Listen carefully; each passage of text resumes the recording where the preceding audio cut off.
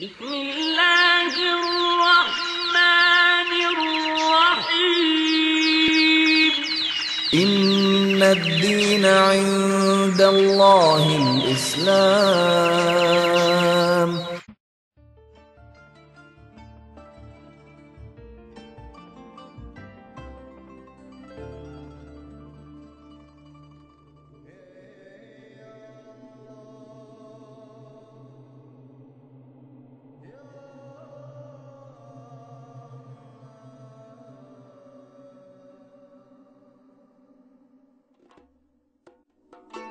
In the year 610 AD, on a rocky mountain overlooking Mecca, a 40-year-old man named Muhammad was reflecting on the purpose of life.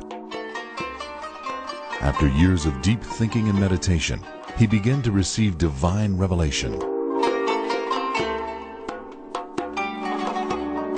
The revelations that he received is called the Quran, a divine book which came from the same source as the Torah sent to Moses and the Gospel which was given to Jesus Christ. The relationship between the Quran and the previous revelations is that of a clarifier and explainer.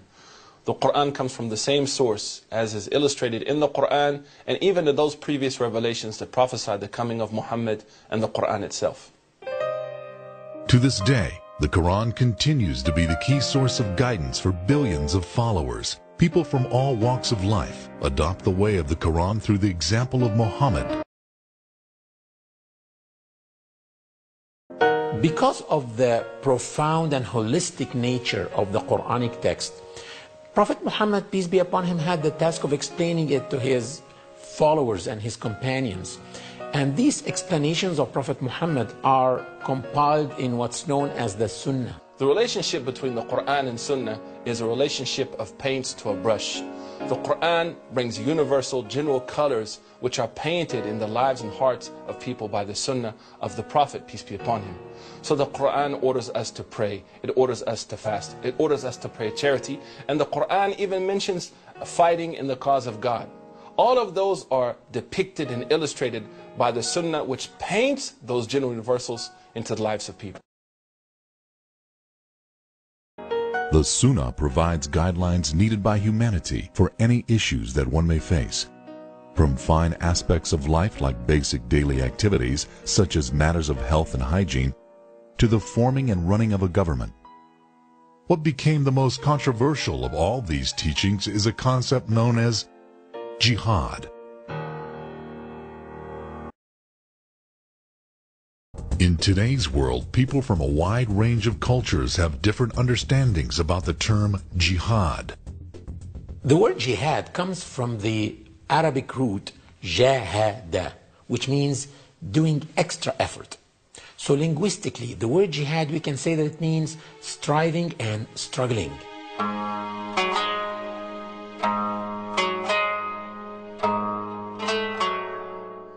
The word jihad in the Muslim world actually carries with it a very positive connotation. I have a number of friends in Egypt as well as other countries. Their names are jihad. I even know some small beautiful girls with rosy apple cheeks. Their names are jihad. And even when you go to take an exam, for example here, and you're struggling, they'll tell you make jihad. So the word jihad actually for the majority of Muslims carries with it the sense of struggle and strife against oneself in order to improve their lot and draw nearer to God. Islamically, it has three meanings or levels.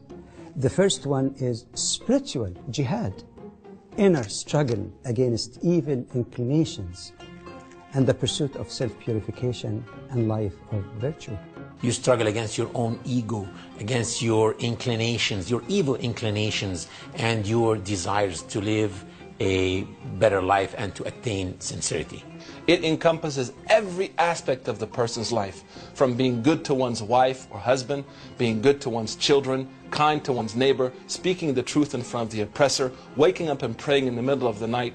All of this is encompassed under that internal drive, that hard drive that pushes the Muslim, which is called spiritual jihad. One of the aspects of Islam is charity. When Muslims give charity, they're supposed to keep this between them and their Creator and not to tell anybody. This is to stop them from showing off. It's very difficult not to tell anybody. For this, you need jihad.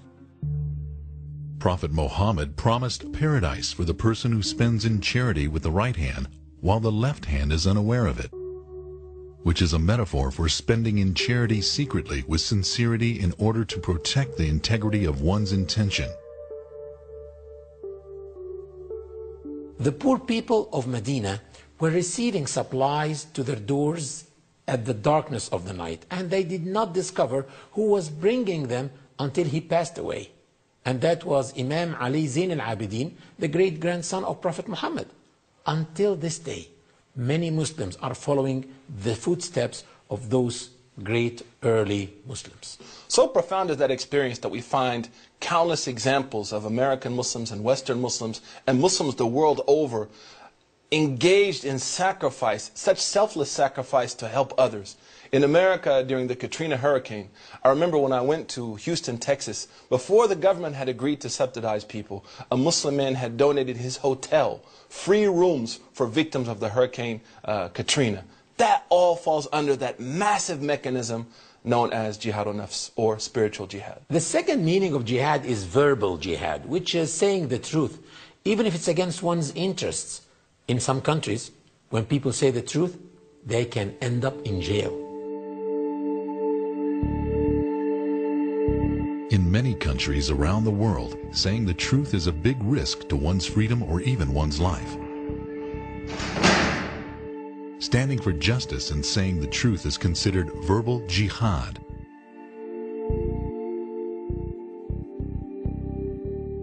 What is the position of Islam on this point? Does Islam tell you to keep quiet, to be safe? No.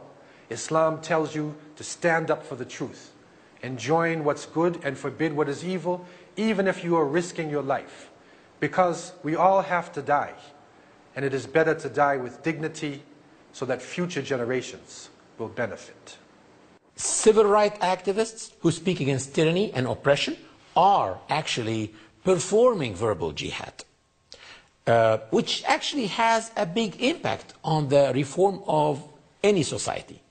And this is encouraged by Prophet Muhammad in many statements. He said, "The best form of jihad is the word of truth in the presence of a tyrant." Throughout history, the greatest instrument of change has not been weapons, nuclear bombs, guns, murder, harming people. The greatest weapon of change has been the tongue. Throughout history, how many societies, how many people's lives have been impacted by someone who had the courage and the willpower to rise up and speak the truth?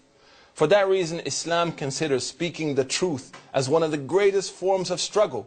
And it is in that light, if we look at our own history, that we've seen without the tongue, there would have been no change. Where would the civil rights movement be if Martin Luther King had never stood up and said, "Let freedom ring, let freedom ring"? In that same pulse, the Muslims are encouraged to stand up and say, "Let freedom ring, let the truth ring," and speak to power and oppression. However, when the word jihad is mentioned in non-Muslim societies, it is not the spiritual nor the verbal type that comes to people's minds.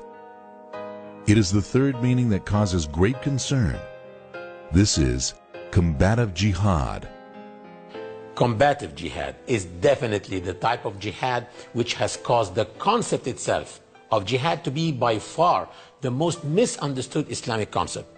That's why we have to focus a lot on this type of jihad, the combative jihad, and explain the reality of it to both Muslims and non-Muslims. Combative jihad has to be the most misunderstood subject within the Muslim world and outside of the Muslim world. And I think that's due to a number of reasons. Number one is that people fail to realize that the majority of rulings that surround combative jihad came from the works of legal scholars and judges throughout history. The Quran and Sunnah laid down universals for combat, but those universals were dictated, understood, and defined over time. So what might have been fitting for a certain age is not necessarily fitting for this age. Number two is the actions of Muslims themselves. Those Muslims who have taken upon themselves to act without any regard for human life, without respecting those principles laid down by the Quran and Sunnah and by Islam itself, and have actually done more to harm the religion and Muslims than to help them. Number three is the ignorance of the media and the ignorance of the people in general about Islam.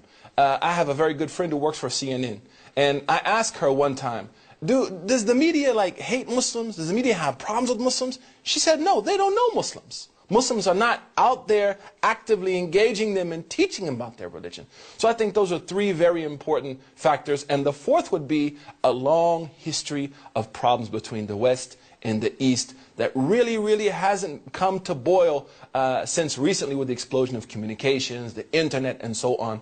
Those four things have really led to a misunderstanding of jihad. Use of the word jihad has changed dramatically.